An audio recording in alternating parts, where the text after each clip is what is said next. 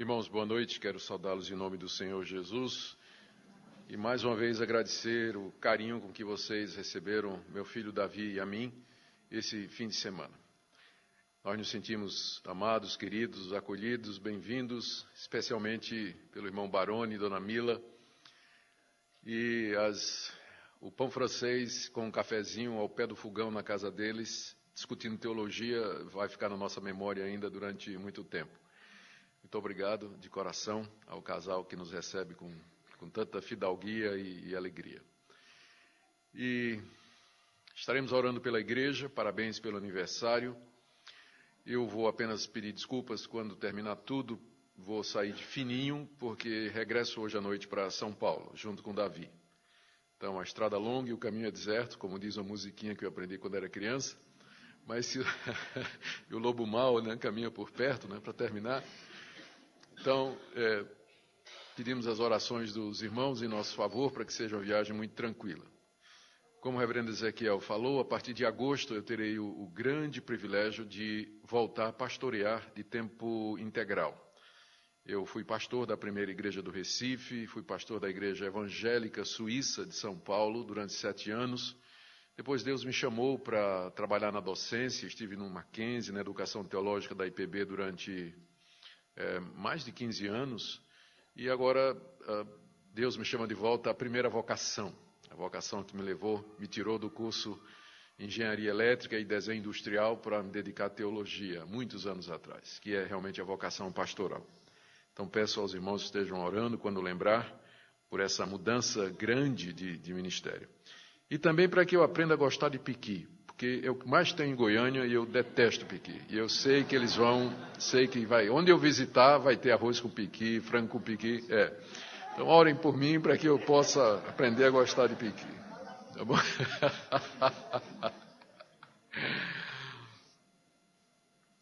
Muito bem. Queridos, nesse tempo que nós estamos juntos, estamos falando a respeito da igreja. No sábado à noite nós falamos a respeito do amor como sendo aquilo que Deus planejou e determinou para a igreja como alvo aqui nesse mundo. Dons espirituais são necessários, são importantes, o conhecimento, a ciência divina, bem como a ação social e uma série de outras características ou elementos que compõem a igreja. Mas tudo é superado pelo amor, definido como atitude, conforme encontramos em 1 Coríntios capítulo 13, e que é o que vai permanecer eternidade afora. Hoje pela manhã, nós analisamos as 7 igrejas do Apocalipse em busca de solução ou orientação que Deus dá para 3 ameaças que sempre marcaram a vida da igreja durante a sua história, que são o esfriamento no amor a Deus, o compromisso com o mundo e também as perseguições. E hoje à noite eu queria falar sobre a igreja como sendo o centro de um plano que Deus concebeu desde a eternidade, no qual Pai, Filho e Espírito Santo se envolveram, cada um com uma parte, por assim dizer, com o alvo de entender o que é a igreja e a nossa posição aqui nesse mundo. Então eu convido você a abrir sua Bíblia na carta de Paulo aos Efésios, capítulo 1. Paulo, quando escreveu esta carta, estava preso. E a carta é uma resposta que ele dá a uma preocupação que lhe chegou ao conhecimento de que a igreja de Éfeso e outras igrejas próximas estavam preocupadas com a sua prisão. Tipo, Paulo é o fundador da nossa igreja, é o nosso pai espiritual, ele é o grande apóstolo dos gentios, e por que então ele está preso em Roma? Por que Deus permitiu que esse tipo de coisa acontecesse? E havia um desânimo no meio das igrejas com a prisão de Paulo na cidade de Roma. Ele então escreve essa carta, juntamente com mais 2 ou 3, que são conhecidas como cartas da prisão, onde ele expõe que a prisão dele faz parte do plano que Deus havia concebido desde a eternidade para a igreja. Capítulo 1, ele faz uma exposição desse plano, que é o que nós vamos ver. Em seguida, ele ora para que os leitores da carta tenham compreensão dada por Deus para entender esse mistério. Depois, no capítulo 2, ele fala da graça de Deus, que faz com que esse plano aconteça, e ele descreve a igreja como sendo o corpo ou o novo homem que Deus está fazendo pela união de judeus e gentios. E aí, no capítulo 3, ele fala do papel dos apóstolos e dos profetas, e se encaixa dizendo, terminando aí a primeira parte do capítulo 3, dizendo no verso 13: portanto, vos peço que não desfaleçais nas minhas tribulações por vós, pois nisso está a vossa glória. Por isso, Paulo diz, eu estou preso porque eu estou pregando o mistério de Deus, Cristo. Estou anunciando a Jesus entre os gentios, e é isso que Deus determinou desde a fundação do mundo. Então, a razão da minha prisão, o motivo da minha prisão, não deveria causar desânimo em vocês, mas, na verdade, glória e gratidão a Deus, porque estou preso no cumprimento do meu dever, no cumprimento da missão que Deus me deu. Verso 13 do capítulo 3, não desfaleçam nas minhas tribulações. Não deixem que a notícia do meu sofrimento aqui na prisão traga desfalecimento na fé e desânimo, porque, ao contrário, nessas tribulações, na minha prisão, é que está a glória de vocês, porque eu estou preso por pregar o evangelho aos gentios. Depois, no resto do capítulo 3, ele ora a segunda vez, para que Deus dê entendimento para eles.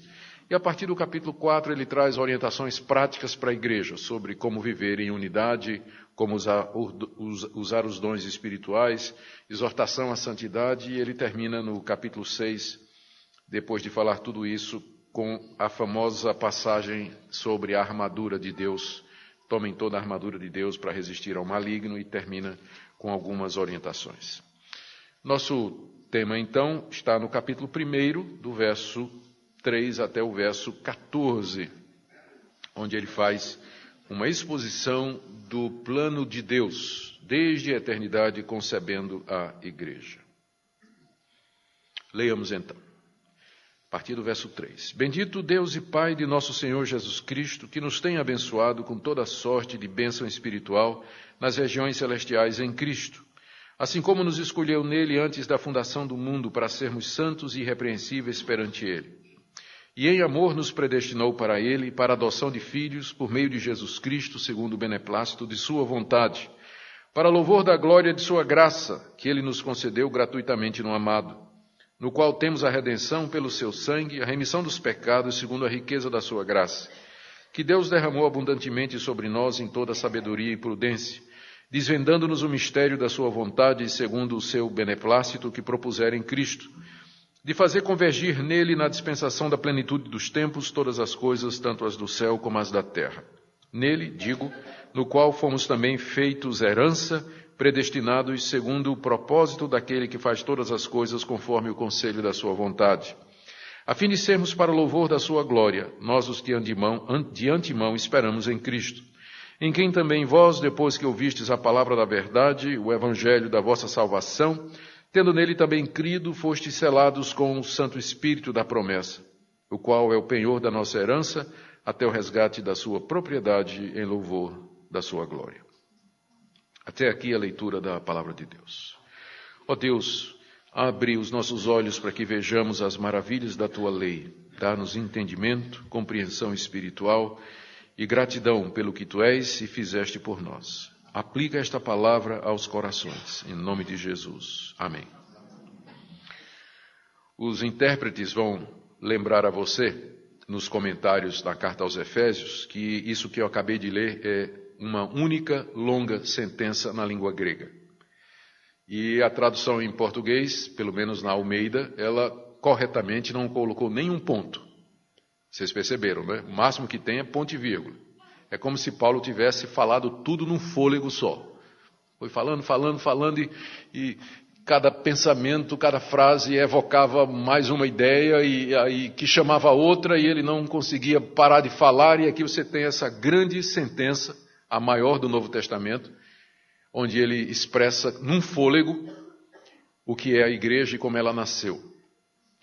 Mas se você olhar com cuidado, com paciência, você vai ver que, longe de ser alguma coisa que foi falada assim, impensadamente, ou a cadência ou o ritmo do pensamento improvisado, essa sentença ela é muito bem construída.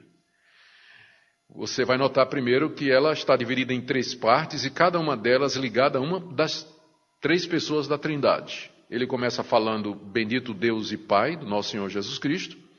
Fala o que é que o Pai fez para que a igreja existisse.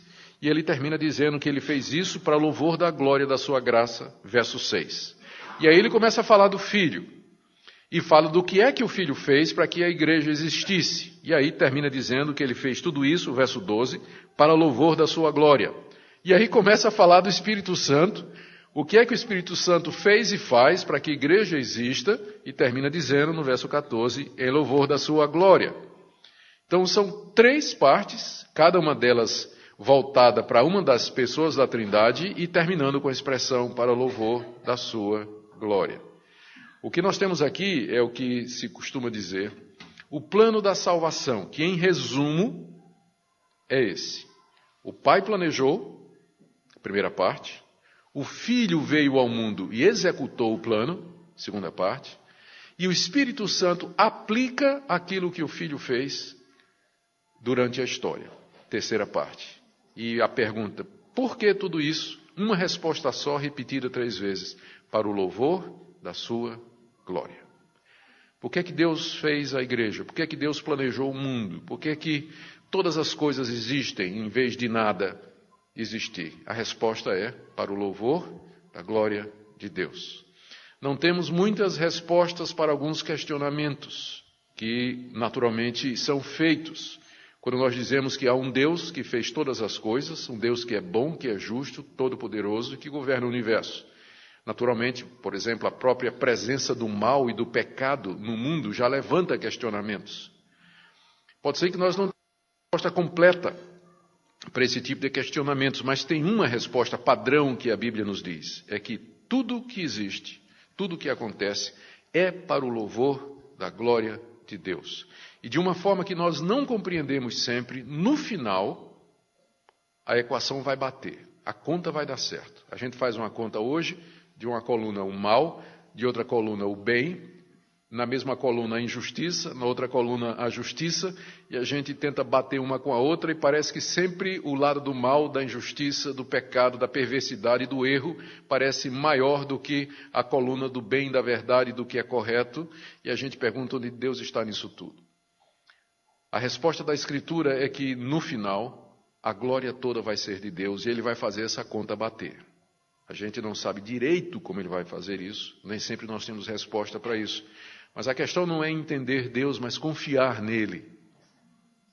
Confiar nele, que Ele é justo e bom o tempo todo. Ele é justo e bom o tempo todo, mesmo quando nós não compreendemos o que Ele está fazendo. E esse capítulo aqui, ele fala sobre isso, de como Deus planejou a igreja, e como Ele a fez realizar no tempo e no espaço, e como o Espírito de Deus chama a igreja à existência através da pregação mediante a fé. Então, nessa longa sentença, nós temos uma exposição de muitas verdades, o esclarecimento de muitas dúvidas e também um levantamento de outras, que talvez tenhamos respostas somente na eternidade. Meu objetivo nessa noite, quando analisarmos o que o apóstolo Paulo escreveu aqui, é despertar em nós a consciência de que temos essa oportunidade e o privilégio muito grande de pertencer a uma instituição, um organismo, um corpo, os nomes são muitos para definir a igreja, que tem origem no próprio Deus, que tem origem na própria Trindade e que permanecerá para todo sempre. Quando a gente comemora o aniversário de uma igreja, como a Igreja Central de Araraquara, a gente sempre deve lembrar isso, que a igreja, essa igreja, ela é apenas uma expressão visível da igreja que Deus planejou desde a eternidade. E para nós é um privilégio fazer parte dela. Isso implica em privilégios, já dito, mas também em responsabilidades, como o resto da carta aos Efésios iria demonstrar se fizéssemos a leitura. Mas vamos lá, vamos ver o que o apóstolo Paulo nos ensina aqui sobre esse plano maravilhoso. Primeira parte, verso 2 até 6, ele trata de Deus Pai e o que Deus Pai fez. E ele começa bendizendo a Deus, verso 3, bendito o Deus e Pai de nosso Senhor Jesus Cristo. E ele está dizendo isso para deixar claro a que Deus nós estamos nos referindo, visto que há muitos deuses no mundo, há muitas religiões, mas ele está falando aqui daquele Deus que é o Pai do nosso Senhor Jesus Cristo. Portanto, não tem outro Deus a não ser esse aqui. É esse Deus que ele se dirige. E ele bendiz a Deus porque Deus, ainda no verso 3, nos tem abençoado com toda sorte de bênção espiritual nas regiões celestiais em Cristo Jesus. Quando eu e você vamos orar, geralmente a gente começa agradecendo a Deus. Deus, muito obrigado pelo novo dia, obrigado pelo descanso, obrigado pelo alimento, obrigado pelo sustento. A gente agradece a Deus todas as bênçãos materiais. Não tem nada errado nisso. Mas só que a ordem não é essa. Paulo, quando vai bendizer a Deus, ele não tem muito tempo, ele começa agradecendo pelas bênçãos espirituais. Deus nos abençoou com toda sorte de bênção espiritual. Por que isso? Porque pode faltar bênção material. Pode ser que num dia de manhã ou qualquer hora você está à mesa e você mal tem o pão para comer e o cafezinho para tomar. Ainda assim, você não ficará sem motivos de gratidão. Porque as bênçãos espirituais nos foram dadas em Cristo Jesus nas regiões celestiais, como diz aqui. Região celestial é um termo que aparece somente na correspondência paulina e que se refere ao mundo invisível que nos cerca. É a região onde Deus está assentado, onde Cristo está com ele, onde estão as almas dos que já morreram, onde transitam os anjos e onde há toda essa atividade. É um mundo que interpenetra o nosso, invisível, e que interfere na nossa realidade e, às vezes, de forma imperceptível, visível somente pela fé. Então, Deus nos abençoou, nos fazendo parte dessa realidade que, no momento, é invisível, mas que um dia haverá de se manifestar. E é por isso que Paulo agradece a Deus. Ele já nos abençoou com estas bênçãos que durarão para todo sempre.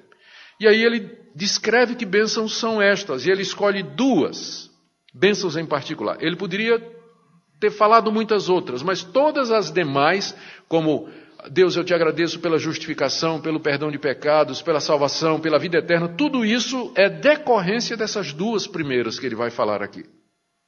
E quais são elas? A primeira delas é a eleição. Verso 4. Nos escolheu nele, em Cristo, antes da fundação do mundo, para sermos santos e irrepreensíveis perante ele. Da relação de bênçãos espirituais que Paulo escolhe para agradecer a Deus, a primeira delas é a eleição. Ele diz que Deus, antes da fundação do mundo, antes que o mundo viesse à existência, Deus já tinha escolhido para si um povo. Deus já tinha escolhido um povo para si. Essa escolha, Paulo diz, foi nele, em Cristo Jesus. Com isso já dizendo que não foi com base em coisa alguma que Deus anteviu em mim. Tipo assim, que eu seria uma pessoa boa, que eu faria as escolhas corretas, que um dia eu ia querer a Deus. A razão da escolha não foi nada em mim, porque ele diz que a escolha foi em Cristo Jesus. Se alguém tem mérito na escolha, é Cristo, não é você e não sou eu. A razão é essa. A escolha foi feita em Cristo e não nas minhas obras, na minha fé, na minha decisão, na minha bondade, no meu esforço. Não foi que Deus olhou antes do mundo existir que um dia eu haveria de dizer assim, eu quero Jesus Cristo, está escolhido. Não. O critério não foi esse, o critério foi em Cristo. Se alguém tem mérito nesse processo, é a pessoa de Cristo, não a minha pessoa nem a sua. Eu não sei e ninguém sabe qual o critério pessoal para Deus ter escolhido a mim e não amigos meus que foram amigos de bandidagem quando eu era adolescente e jovem e que até agora aparentemente não têm o menor interesse pelas coisas de Deus, porque Deus escolheu exatamente o pior da gangue e não os meus colegas, até hoje eu não sei. E eu não creio que alguém saiba. Há critérios em Deus que não nos são revelados. Mas uma coisa eu sei, que a escolha foi feita em Cristo, não foi feita por conta de qualquer coisa que Deus visse na criatura, mas pela pessoa de Jesus Cristo. E, pasmem, essa escolha, ela foi feita, está dizendo aqui, no verso 4, para sermos santos e irrepreensíveis perante Ele. Está claro aqui a razão pela qual Deus fez essa escolha de entre a humanidade de um povo para Ele. Ele queria um povo que fosse santo e irrepreensível diante dele. O que nos leva a concluir que essa escolha, portanto, foi feita de entre um povo que não era nem santo e nem irrepreensível. Antes da fundação do mundo, Deus escolheu da humanidade caída, que ele sabia que ia cair, que ele viu que ia cair e que estava nos planos dele cair. Deus, dessa humanidade caída, depravada, corrompida, perdida, ele escolheu em Cristo um povo para que fosse dele, um povo santo e irrepreensível. Uma das razões pelas quais algumas pessoas têm dificuldade com essa doutrina, e não é uma doutrina fácil, você pode dizer que não é fácil, mas não pode dizer que não é bíblica, tá? Vamos combinar isso. Você pode dizer assim, olha, eu tenho dificuldade em compreender. Bem-vindo ao time, né? Também tenho algumas dificuldades em compreender, mas você não pode dizer que não é bíblico, porque eu estou acabando de ler. Eu estou lendo a Bíblia aqui. Estou lendo. Algumas pessoas têm dificuldade com isso porque ficam pensando assim, não, mas se eu souber que eu sou escolhido, eu vou relaxar. Se eu saber que eu sou um desses escolhidos de Deus, então eu vou assim sentir vontade de viver de qualquer maneira. Acho que você não entendeu nada. Porque a escolha foi para a santidade. Onde não tem santidade, não teve escolha. Como é que eu sei que eu faço parte desse povo escolhido? Santidade. Porque Deus escolheu para sermos santos e irrepreensíveis diante dele. Quem não anda em santidade não pode dizer que é eleito. Em outras palavras. Porque a escolha foi para isso. A escolha de Deus foi para um povo que fosse santo e irrepreensível perante ele. Não é interessante que para Paulo a eleição é um motivo de gratidão e não de dizer assim, mas que injustiça, Deus. O Senhor é injusto. Não para Paulo.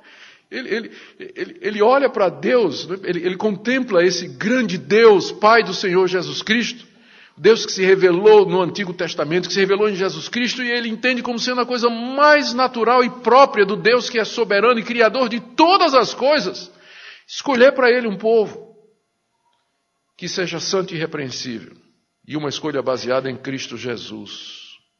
E ele dá graças por isso. Eu não sei você, mas desde que eu entendi o suficiente disso aqui, é uma das razões da minha gratidão a Deus. Dizendo, Deus, eu não mereço nada, eu não sei o que é que eu estou fazendo aqui. Mas eu sei que se de alguma maneira eu faço parte do teu povo, e eu posso crer em ti, conhecer-te, amar-te, conhecer o Senhor Jesus Cristo, é só pela tua graça e pela tua misericórdia, porque se dependesse de mim, eu não estaria aqui hoje à noite. Não estaria. E aliás, eu sei que todo crente sincero sabe disso, não é verdade? Quando você está de joelho, como é que você ora agradecendo? Oh Deus, eu me agradeço porque um dia eu escolhi, porque um dia eu te busquei, um dia eu te quis, eu me agradeço porque de fato foi o meu arbítrio que fez isso. É assim que você ora? É não. De joelho todo crente entende isso aqui. Porque ele ora a Deus e diz, Deus, foi o Senhor que me chamou. Foi tua palavra que me tocou. Foi o Senhor que mudou minha vida. Se não fosse o Senhor que tivesse tido um cuidado especial de mim, eu hoje não creria em nada, não estaria aqui. Estaria lá fora, estaria no mundo. Não é verdade? Eu sei que há problemas, alguns problemas intelectuais, ou alguns dizem que é intelectual. Para mim não é. Tem algumas coisas que eu não compreendo, mas não é por falta de intelectualidade, é por falta de informações maiores que a Bíblia não dá. Então, há coisas que a gente não sabe, mas uma coisa é muito clara, não é? Parece que a Bíblia toda, do começo ao fim, atribui a salvação do homem à graça e à misericórdia desse Deus soberano, que é bom o tempo todo, mesmo que a gente não entenda os seus propósitos. E Paulo parece que acha pouco falar disso, né? E olha a segunda bênção que ele resolveu enumerar. Final do verso 4. E em amor nos predestinou para ele, para a adoção de filhos por meio de Jesus Cristo, segundo o beneplácito de sua vontade, para louvor da glória de sua graça. Qual a diferença entre eleição e predestinação? Parece tudo a mesma coisa. É muito parecido. A eleição é o ato de separação. Deus, de entre a humanidade perdida e caída, separou para si, escolheu, de entre a humanidade perdida, um povo que ele quer que seja santo e irrepreensível. E predestinou esse povo para ser alguma coisa. Então, enquanto que a escolha fala do ato da separação, a predestinação fala do destino que Deus deu a esse povo separado. E ele nos predestinou para quê, então? Verso 5. Nos predestinou para ele. Ponto. Deus nos predestinou para Ele. Deus quer um povo. E nós somos predestinados para sermos dele, pertencermos a ele em contraste a não pertencermos, não sermos da família dele. Não fazermos parte do seu povo, que ele deseja abençoar e com quem ele deseja conviver a eternidade inteira. Sermos de Deus. Isso aqui é o resumo da vida eterna. Sermos de Deus. Pertencermos a ele. Estarmos dentro do seu propósito, dentro do seu plano. Pertencer ao povo que ele escolheu. Deus nos predestinou para ele. E Paulo desdobra isso aqui, dizendo, final do verso 4, que ele fez isso, notou aí, em amor. E em amor nos predestinou para ele. Por que a predestinação seria um ato de amor? Primeiro porque Deus não tem a obrigação de escolher ninguém, de predestinar ninguém para a vida eterna. Deus não deve nada a nenhum de nós, primeiro porque ele é o Criador supremo e absoluto. Segundo porque nós não merecemos nada. Eu acho tão engraçado quando eu vejo às vezes na mídia social, no YouTube, na internet, alguém dizendo aquela declaração, oh Deus, dá de volta o que é meu. Não faça isso. Não faça isso. Se Deus for dar de volta o que é seu, se você disser, Deus, eu quero o meu direito. Não é? Se você pedir a Deus o seu direito, o que é que você merece, então, de fato, nós estamos falando aqui do inferno. Estamos falando aqui do inferno.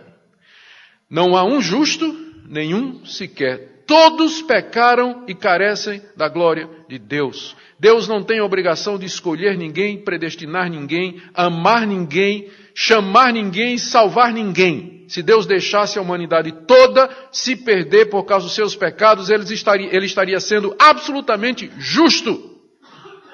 Ele não está tirando o direito de ninguém quando ele escolhe um e não outro para a salvação. Aliás, isso é um ato de amor. Em amor nos predestinou. Injustiça é quando você tira o direito de alguém, não é verdade? Deus não está tirando o direito de ninguém, porque ninguém tem direito algum diante dele. Por isso que Paulo diz que a predestinação é em amor. É um ato de amor de Deus, em que ele amou o mundo de tal maneira que ele deu o seu Filho unigênito para que todo aquele que ele crê, e os escolhidos vão crer, e somente eles, não pereçam, mas tenham a vida eterna. Prova de amor de Deus à humanidade perdida é que não deixou que ela toda se perdesse, mas tirou um grande número, nós não sabemos qual a porcentagem, naturalmente, nós não sabemos a porcentagem, mas que da humanidade perdida ele tirou um grande número para ser dele, eternidade afora. E ele termina aqui dizendo, nos predestinou, aliás ele está explicando ainda, nos predestinou para ele, para a adoção de filhos, é apenas descompactando aquilo que está na expressão nele, né, nos escolheu para ele. O que é que significa ser predestinado de Deus? Para sermos adotados na sua família. E mais uma surpresa, nem todo mundo é filho de Deus. Se a humanidade toda fosse filha de Deus, por que é que Paulo ia falar aqui de uma predestinação para sermos adotados por ele? De uma escolha para sermos adotados por ele como filhos. É isso que significa. E mais uma vez, por meio de Jesus Cristo, para deixar claro que não é por mérito, mas é por meio de Jesus. E final do verso 5, segundo o beneplácito de sua vontade. A palavra beneplácito, na nossa versão Almeida, significa o bom prazer. Segundo o bom prazer do seu querer. Segundo o seu querer que é bom, que é justo, que é verdadeiro o tempo todo. Deus não consultou A, B ou C. Não perguntou aos anjos, não perguntou a mim nem a você. Mas ele consultou a vontade dele. E ele fez segundo quis fazer. Às vezes nós perguntamos por que é que Deus fez isso. A resposta é porque ele quis. Ele é Deus. Foi segundo o bom querer da sua vontade. Ele fez porque quis. E qual o propósito final de tudo isso? Perguntamos diante dessa revelação que Paulo nos faz dos mistérios de Deus. Está no verso 6. Ele fez isso para louvor da glória de sua graça. Ele fez tudo isso para que um dia a sua graça gloriosa fosse louvada por toda a criação. Para que lá no final dos tempos, quando esse mundo como nós o conhecemos terminar e o estado eterno for estabelecido, A criação toda vai dizer para Deus como tu és gracioso, como a tua graça, a tua misericórdia, o teu amor e o teu favor são gloriosos. Nós te louvamos, ó Deus. No final, como eu disse, a conta vai bater. E a criação toda vai se prostrar diante de Deus e vai dizer, tu és verdadeiramente gracioso e a tua glória é manifesta nesse plano maravilhoso teu, que para muitos de nós, difícil de engolir. Esse assunto não é difícil de entender, ele é difícil de aceitar. Mas ele é claro na Bíblia. Difícil de aceitar, mas ele é fácil de entender, do jeito que está aqui. Onde Paulo coloca. E ele termina dizendo que Deus fez isso para o louvor da glória da sua graça. Terminado esse ponto, então, agora, o quadro se move das regiões celestiais. O palco agora é outro. E o foco é a terra. E maravilha das maravilhas, para que esse plano do Pai, concebido antes da fundação do mundo, de ter filhos adotados para ele, um povo santo e irrepreensível, para que possa acontecer, é necessário resolver o problema do pecado, porque ele escolheu pecadores para serem seus filhos. Como é que pecadores como vocês e como eu podemos ser amados de Deus, escolhidos por ele, predestinados para ser um povo santo e irrepreensível? Aqui é que entra Deus Filho no cenário.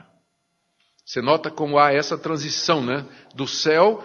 O foco agora se move para a terra. Verso 6, ele fez para louvor da glória da sua graça, graça que ele nos concedeu gratuitamente no amado. Paulo tem uma maneira de dizer as coisas, não é? Isso aqui é uma redundância. Graça já é graça. Concedida já é de graça. Gratuitamente é de grátis, né? Então é uma redundância, né? Mas é que Paulo não tem quase que palavras para poder falar disso que ele considera a maior manifestação da graça de Deus. É uma graça que ele deu gratuitamente, que ele concedeu, nem dá, que ele concedeu. Não é? Que quem concede está fazendo mais do que dá. Porque conceder dá a ideia de você, de que haveria razões para não dar, mas você concede, não é? Você concede. Então, a graça Deus concedeu gratuitamente. Tudo isso aqui que ele falou, essa escolha, essa predestinação, essa eleição, é graça sobre graça, concedida gratuitamente naquele que Paulo chama aqui, final do verso 6, de o amado. Quem é esse amado de Deus? Ele está falando naturalmente da pessoa de Jesus Cristo, o Filho de Deus, segunda pessoa da Trindade. Ele é chamado do amado porque ele é o alvo do amor eterno do Pai. Algumas pessoas pensam que Deus fez tudo isso porque se sentia sozinho. Não é? Deus estava sozinho lá naquele espaço, tocando harpa com a barba branca nas nuvens, não é? Pensando, estou sozinho aqui, não tenho ninguém para conversar. Eu vou criar o ser humano para me relacionar com o ser humano. Esse não é o Deus da Escritura. Porque o Deus da Escritura é Pai, Filho, Espírito Santo. E a Trindade bendita, 3 pessoas distintas, que conversam, dialogam, se amam, se entendem, se aconselham, participam da vida, da divindade plenamente. Deus nunca esteve só. Deus não tem nenhuma necessidade fora dele. Ele se completa, ele é perfeito no seu ser. Mais uma vez, ele fez tudo isso porque ele quis.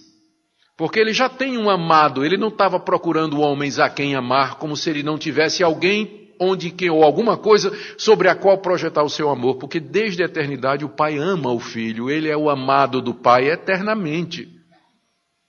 Então Deus é completo, inclusive na expressão do seu amor, mas ele escolheu amar pessoas como vocês e como eu. Embora ele tenha o amado, nós somos amadinhos com letra minúscula, mas ele é o amado com A maiúsculo, o Senhor Jesus Cristo. E o que é que o amado fez? Paulo diz aqui que essa graça nos foi concedida no amado, Deus Filho, objeto do amor eterno de Deus. O que é que ele fez? Verso 7. Nele temos a redenção pelo seu sangue, a remissão dos pecados. E ele repete, segundo a riqueza da sua graça. Ele não cansa de enfatizar a graça de Deus. No amado nós temos a redenção e a remissão dos pecados pelo seu sangue. A palavra sangue agora é o que muda o cenário, porque sangue fala de gente. Sangue fala de carne, fala de corpo, fala de materialidade, fala de ser humano. E aqui está o grande mistério. Para que o problema do pecado fosse resolvido, o amado tomou forma humana. Ele se fez um de nós, menos na natureza pecaminosa, mas ele tomou a nossa humanidade completa e perfeita sobre si. E como representante destes escolhidos e predestinados, ele derramou seu sangue na cruz, recebendo sobre si o castigo que os pecados dos escolhidos e predestinados merecia. É isso a parte dele. Ele veio executar o plano, e a execução exigia que ele derramasse o seu sangue no lugar daqueles que Deus escolheu e predestinou antes da fundação do mundo, para que eles pudessem ser adotados, recebidos por Deus e serem santos e irrepreensíveis. É pelo sangue do amado que nós temos a redenção, ou seja, o resgate desse mundo perdido ao qual nós estamos enraizados, e nós temos o perdão de pecados, que é o que nos separa de Deus, perdão, anistia absoluta pelo sangue do amado. Nenhuma gota do sangue dele foi derramada em vão. O seu sangue é eficaz e realiza o plano de Deus. Há uma visão que diz que Cristo morreu na cruz para dar oportunidade a todo mundo. Por isso, ele não morreu por ninguém em particular. Porque vai depender se a pessoa quer ou não. Mas, de acordo com Paulo, ele derramou o seu sangue para remir o povo amado e escolhido. Nenhuma gota foi derramada em vão. O sacrifício dele é eficaz. E não voltará atrás. E não se perderá. É nele que nós temos a redenção. É por isso que Paulo vem dizendo o tempo todo. Nos escolheu nele, nos predestinou nele. Por que nele? Porque é através de Jesus, da sua morte e ressurreição, que esse plano concebido antes da fundação do mundo acontece no tempo e no espaço.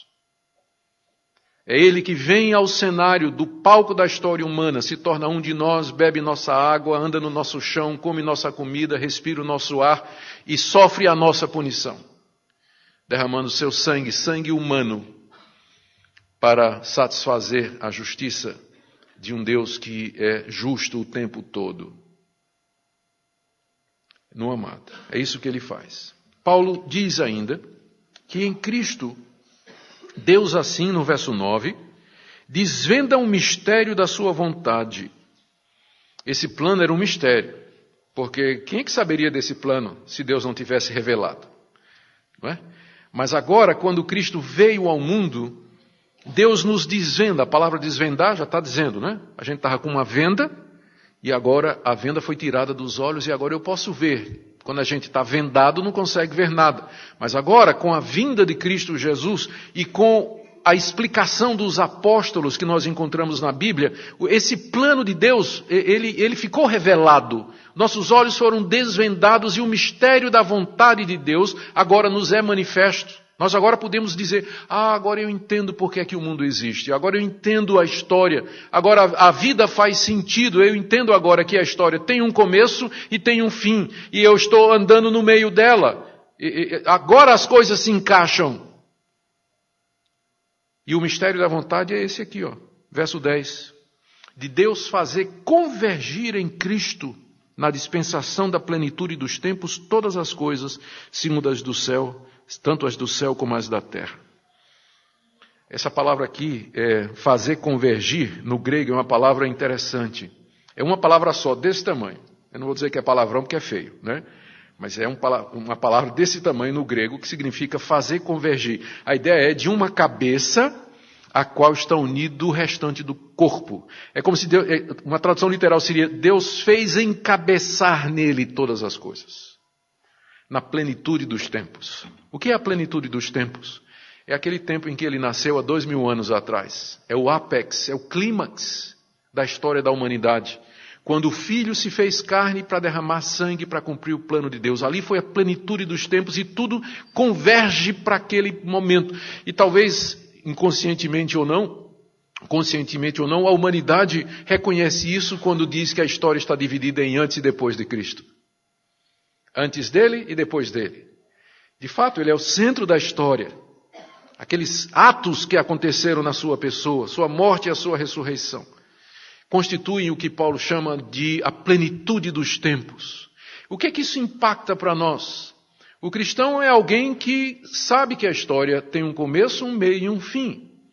O cristão não está confuso quanto à realidade. Ele sabe que a história segue um plano determinado por Deus antes da fundação do mundo e que se encaminha para um final triunfante no qual a glória de Deus será reconhecida. Portanto, ao contrário dos gregos na época de Paulo, que achavam que o mundo acontecia em círculos, a história se repete em círculos e não há, de fato, um tema, não há um motivo, não há razão para isso, as coisas acontecem de maneira aleatória, ou para, mais modernamente, filósofos como Hegel, que falam da dialética que governa a história se move por meio de teses e depois antíteses que se levantam formando sínteses, as quais se levantam antíteses e assim vai, e várias teorias da história que existem aí, que no fundo e no fim simplesmente dizem que as coisas acontecem por um acaso.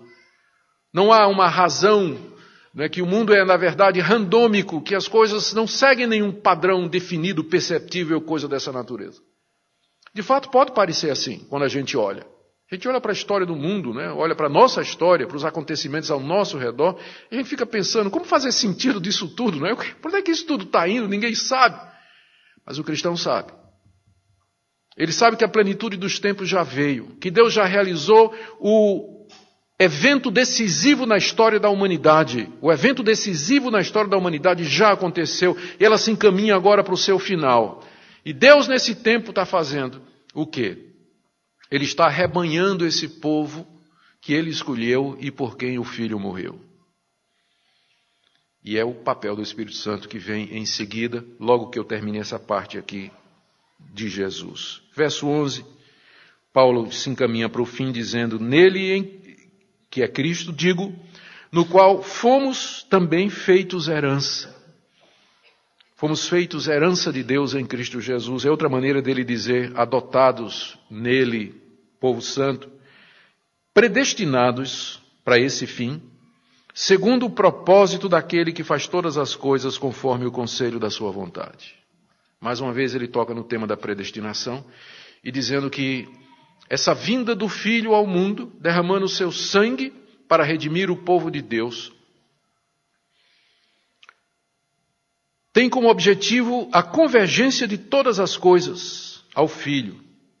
E nós fazemos parte desse povo, fomos herança. E isso de acordo com a predestinação de Deus, que faz todas as coisas conforme o conselho da sua vontade. Não da tua, e nem da tua, e nem da minha, mas segundo o conselho da vontade dele. Da vontade dele. Para quê, Paulo? Para que tudo isso? Por que o Filho morreu? Para que ele veio ao mundo e derramou o seu sangue? Por que Deus tem esses planos todos? Resposta no verso 12. A fim de sermos para louvor da sua glória. A mesma resposta que é dada para a primeira parte, quando ele fala do planejamento do Pai. E aí ele já emenda. Verso 12. A fim de sermos para louvor da sua glória. Quem são estes sermos aí? Resposta. Nós, os que de antemão esperamos em Cristo, ele está falando dos judeus que tinham a expectativa da vinda do Messias, e Paulo é judeu. Ele diz, nós que antecipadamente esperamos em Cristo e agora ele veio e cumpriu o plano de Deus.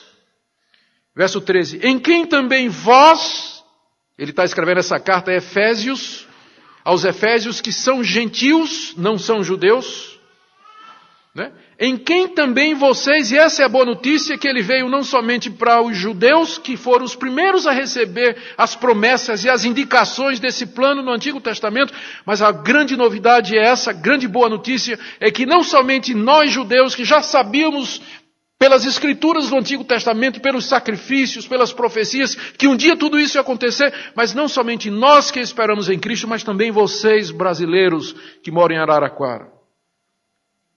Em quem também vocês estão?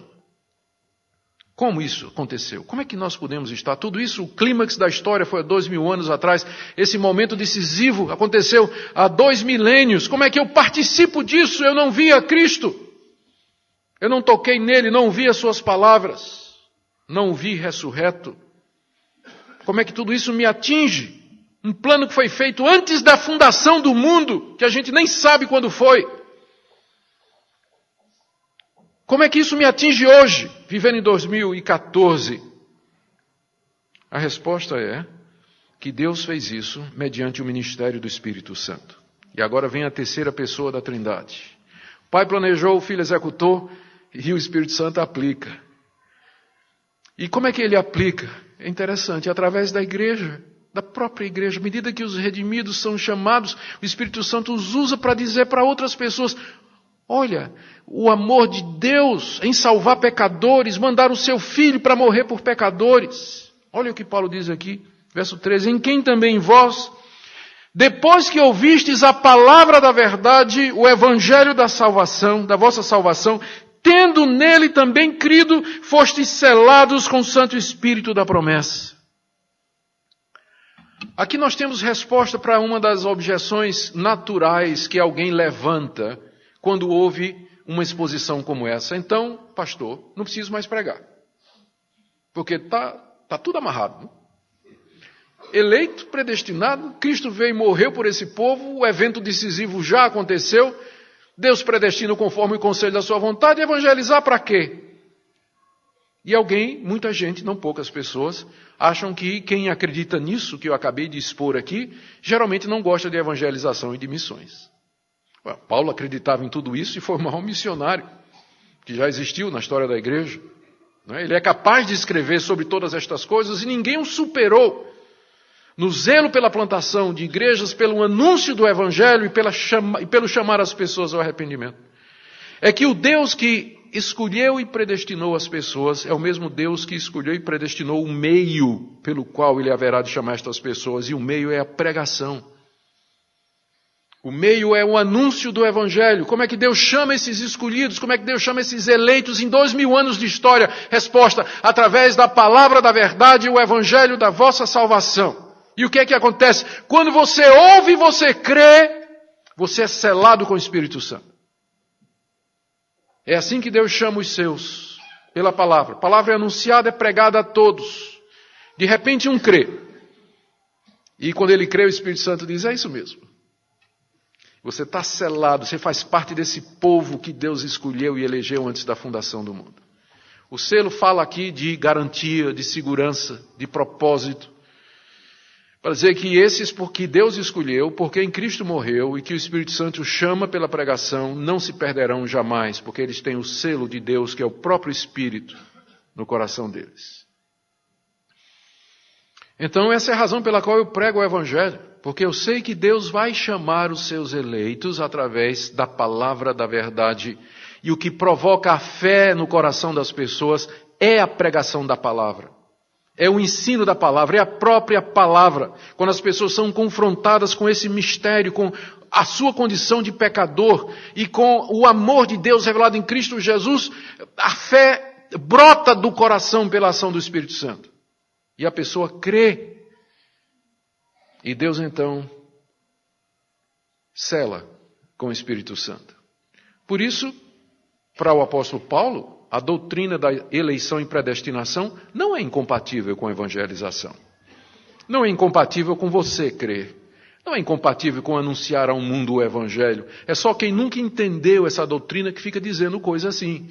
Que a doutrina da eleição e predestinação deixa a pessoa relaxada, ninguém quer mais evangelizar. Quem fica relaxado, quem não quer viver uma vida de santidade, não quer pregar o evangelho, não ora pelos pecadores e pela conversão das pessoas, e se diz ainda que crê nessas coisas, nunca entendeu estas coisas. Tem gente que diz assim: porque Deus predestinou, decretou tudo que existe, então eu não vou orar, eu não vou evangelizar, não vou falar de Jesus para o meu vizinho, eu não vou dar para missões, eu não vou me esforçar. E essa pessoa nunca entendeu. Nunca entendeu o que a Bíblia fala sobre a soberania de Deus e a responsabilidade humana. Porque uma coisa não destrói a outra, uma não é incompatível com a outra, na verdade elas andam juntas. A melhor explicação que eu já ouvi para isso é do trilho do trem. Se você ficar em pé no trilho do trem, são duas hastes aí, são dois trilhos, lado a lado, paralelos, que correm um ao lado do outro sem nunca se tocar. mas se tocam lá no horizonte. A soberania de Deus e a responsabilidade humana andam juntos, lado a lado. Eu não sei como é que eles se tocam em certas situações, mas lá na eternidade eu vou entender. Uma coisa eu sei, é que se você crê, é porque foi Deus. Se você está salvo, se você está vivendo a vida de santificação, foi Deus. Meu sogro, o reverendo Francisco, ele tinha uma ilustração, você vai lembrar, reverendo Ezequiel. Ele dizia assim, imagine uma rua, né, com uma porta bem grande, e em cima está escrito assim, vinde a mim todos vós que estáis cansados e oprimidos, e eu vos aliviarei. E aí passa um monte de gente na rua, olha aquele convite, alguns ficam interessados, dão uma olhadinha na porta e botam a cabeça assim, ficam olhando, continuam o caminho. De repente para uma pessoa, olha, vinde a mim todos vós que estáis cansados e oprimidos, e eu vos aliviarei. A pessoa diz, é comigo isso é para mim. E a pessoa entra. E quando ela entra, ela olha para a porta, pelo lado de dentro, está escrito em cima, aquelas palavras de Jesus, só pode vir a mim aquele que o Pai trouxer. Então, do lado de fora, o Pai chama, venham todos, venha beba de graça da água da vida. Ouça o Evangelho, quem se arrepender será salvo. Deus chama todos pela pregação. Na hora que um ouve, crê e entra, ele olha para trás e diz, se não fosse Deus que tivesse me chamado, aberto os meus ouvidos e olhos e me chamado e puxado pela mão e às vezes pela orelha, eu não teria entrado. Não é assim que você se sente? Você não precisa ser teólogo para entender isso aqui não, mas isso é o seu dia a dia, você sabe que foi Deus. E se não fosse Deus, você não estaria aqui hoje. E para que tudo isso? Resposta de Paulo. Final do verso 14. Ele é o penhor da nossa herança, até o resgate da sua propriedade, no final dos tempos, em louvor da sua glória. Fez isso para a glória dele. Esse é o Deus do cristianismo. Esse é o Deus da igreja. E eu quero concluir com algumas aplicações. Primeira, aqui nós entendemos o que é a igreja. A igreja é o povo que Deus, em amor, escolheu de entre a humanidade perdida para ser seu e pelo qual deu o sofrimento e a vida do amado dele para que pudesse resgatar esse povo dos seus pecados, povo que ele chamou através da história e continua chamando, mediante a pregação do Evangelho, tornado eficaz no coração dos eleitos pelo Espírito Santo, que é o penhor, que é o selo de que Deus vai cumprir a sua palavra e que esse povo haverá de ser dele, conforme ele determinou. Você está aqui nessa noite, você é membro da igreja de Araraquara, graças a Deus, estamos comemorando o aniversário da igreja, mas o privilégio é maior do que você pensa, você faz parte desse povo, escolhido antes da fundação do mundo para ser o povo especial de Deus. Quando nós celebramos o aniversário de uma igreja local, nós estamos, na verdade, celebrando isso aqui, esse plano maravilhoso, eterno, misterioso, profundo, que nos humilha, que nos quebranta, que nos coloca no pó. Eu não conheço nada que humilhe mais o crente do que a doutrina da eleição. Você quer ser humilde? Estude a doutrina da eleição. Você vai ficar no pó e na cinza e vai dizer, Deus, eu não sei por que eu. Porque logo eu, né? Logo eu. Então saibamos o que é a igreja e a aplicação prática número 1 é que você deve viver uma vida de gratidão a Deus. Deus, graças te dou. Eu quero viver para o louvor da sua glória. Aqui é a minha segunda aplicação. Você agora sabe por que você existe, não sabe? Você existe para o louvor da glória de Deus. Eu posso não saber qual é a vontade de Deus para você, se vai ser casar ou não. Desculpa. Eu queria poder dizer que a vontade de Deus é que você case, mas eu não posso. Tá? Se for amém. Se não for amém também. Então não sei a vontade de Deus sobre sua profissão. Que profissão você vai ter? Não sei qual é a vontade dele para você. Se você vai morar aqui em Araraquara ou em Bauru, ou em São Paulo, espero que não. Eu não sei qual é a vontade de Deus para a sua vida em determinadas coisas. Mas eu sei qual é o propósito geral de Deus para a sua vida. É que você viva para o louvor da glória dele. Que mesmo que você não entenda, quando as coisas dão errado na sua vida, quando elas parecem não fazer sentido, que você confie nesse Deus que é bom, justo e sábio o tempo todo, porque Ele tem tudo sob controle. Tudo. Terceira coisa que eu quero dizer para você. Nada do que Paulo falou aqui anula a sua responsabilidade. Nada. Você é responsável pelos seus atos. Você é responsável pelas suas escolhas. E Deus chama você a viver uma vida de santidade. E diz, abandone o pecado. Viva uma vida santa. Se arrependa dos seus caminhos. Ande pelos caminhos da verdade. Viva de acordo com o que eu ensino. Você é responsável pelas suas escolhas e vai dar conta a Deus de todas elas. Você me pergunta, mas isso não estava no controle de Deus? Sim. Mas isso não elimina a sua responsabilidade, porque você quando faz, você faz como um livre agente, você faz porque quer. Você escolhe porque escolheu. Você andou por esse caminho porque escolheu andar por esse caminho. E quando Deus nos responsabiliza pelo que nós fazemos, Ele está sendo absolutamente justo, embora continue perfeitamente soberano em todas as coisas. Não deixe a consciência da grandeza de Deus, da sua soberania, anular a sua responsabilidade que você tem de fazer o que Ele manda. De fazer o que Ele manda. Mas um ponto aqui para nós. Mais um ponto aqui para nós. Talvez nessa noite alguma pessoa esteja dizendo assim: eu queria muito me achegar a Deus, mas será que eu faço parte desse povo? Será que Deus me escolheu e me predestinou? As pessoas têm a impressão de que, quando a gente fala destas coisas, que a figura é essa, não é? Quando a pessoa morre e chega na entrada do céu, São Pedro está lá com um iPad, com a relação dos eleitos. Aí a pessoa pergunta, diz assim, São Pedro pergunta, o que é que você quer aqui? A pessoa diz, São Pedro, eu queria entrar aqui no céu. Aí São Pedro, como é seu nome? Zé da Silva. Só um minutinho. Aí, né? Aqui não. Mas São Pedro, eu me arrependi dos meus pecados, eu creio em Jesus Cristo, eu quero viver para Deus. Sim, meu filho, mas você não está nos predestinados. Está vendo aquela porta ali, inferno? Vá lá. Tem gente que pensa assim. Não é? Mas não é isso que a palavra de Deus nos ensina. A palavra de Deus nos chama a todos, e eu digo uma coisa a você, em verdade, nessa noite de bona fide, em fé verdadeira, de boa vontade e em fidelidade. Se você nessa noite disser a Deus, eu sou um pecador, eu reconheço que sou um pecador, não vejo em mim nada que mereça o teu favor, mas se o Senhor aceita pecadores, eu quero que o Senhor me aceite nessa noite, eu peço que o Senhor tenha misericórdia de mim, e que o Senhor me faça seu, que o Senhor me faça parte do seu povo, e eu lhe digo em nome de Jesus e com base nesse livro, que Deus fará isso. Porque Jesus disse, aquele que vem a mim, nunca eu lançarei fora. Aquele que vem a mim. Se você pode nessa noite dizer, Deus, eu quero ir ao Senhor, venha, e Ele não vai lançar você fora. Não vai lançar você fora, porque Ele é bom o tempo todo. Amém?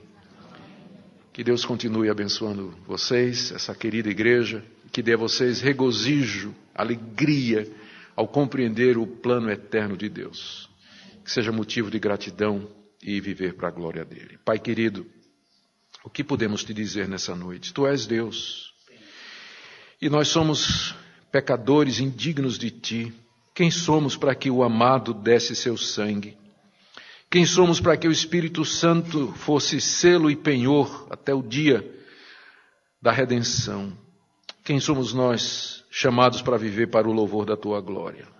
Senhor, se há alguém aqui essa noite que ainda não compreendeu a grandeza desse conceito, a profundidade desse mistério, pedimos que teu bendito Espírito, que é o Mestre, ilumine os corações e que redunde tudo em glória, glória para sempre a ti. É o que nós pedimos no nome do amado. Amém.